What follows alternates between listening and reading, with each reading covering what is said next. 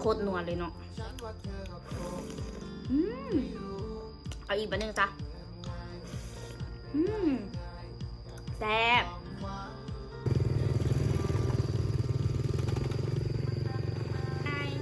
สบายดีทุกคนวันนี้เราจะมาสั่งปิ้งไก่โนนชิเล็กกับต้มไก่โนนชิเล็กเนาะมาซิมกันเบิ่งเด้อว่ามันจะแซ่บปานใดเบิ่งลองไข่เบิ่งก่อนเนาะอ้ายตัวบักใหญ่ๆทุกคน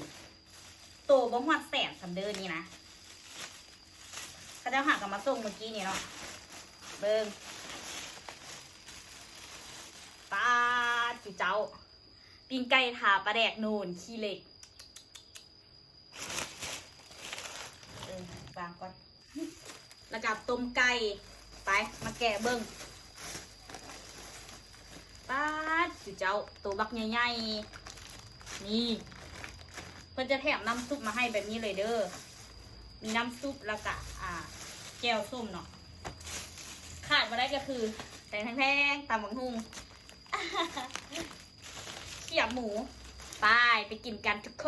น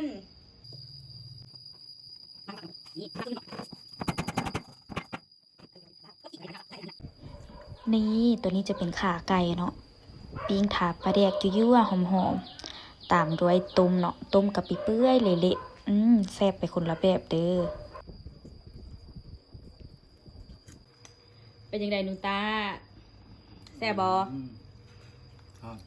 จะแม่นต่างกันสุดขั้วเนาะเพื่อนละกินต้มไอ้ค่อยแล้วแม่นกินปิ้งเจียวส้มนะแซ่บมีน้ำสดให้พร้อมเด้อน้ำต้มไก่เพิ่นว่าดิเบิ่งจ้ามึงดูเจียวส้มนี่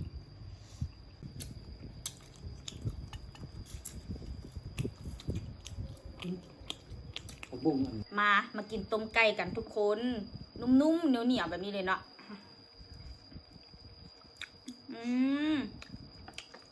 ลองจ้ำกับเจียวส้มเบิ่ง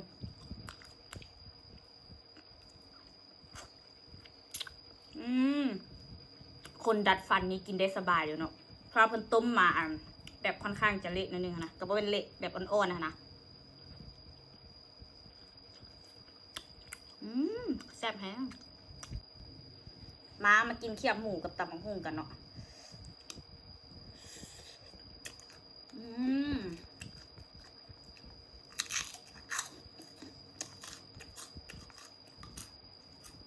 กินปิ้งบันนี้กะมากินปิ้งเด้อเห็นบ่เจียวส้มพอนี้แซ่บเนาะหอมปลาแดกส้มกับปิ้งไก่ทาปลาแดกเนาะน้ำแกงเหมือนกันพี่น้องโคตรนัวเลยเนาะเอาอีกบันหนึ่งจ้ะแซ่บ